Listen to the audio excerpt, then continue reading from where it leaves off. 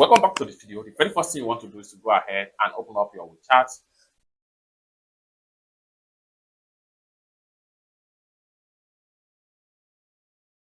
Next thing you need to do is to click on Me, then click on Pay and Services. Then take you right here. Click on Balance.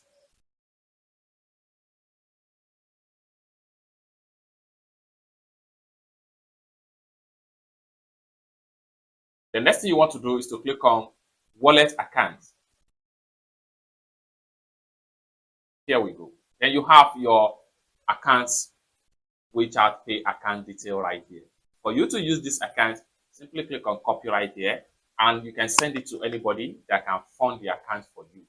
It's that simple. So basically, this is how to see your WeChat Pay account number without any stress. For more tutorial tips and tricks about how to use your WeChat wallet or WeChat Pay, consider to subscribe. And lastly but not the least, if you want me to pay your Chinese supplier, or you want me to fund your WeChat wallet, or you want me to teach you more about China importation business, consider to contact me on WhatsApp with the number in the description of this video.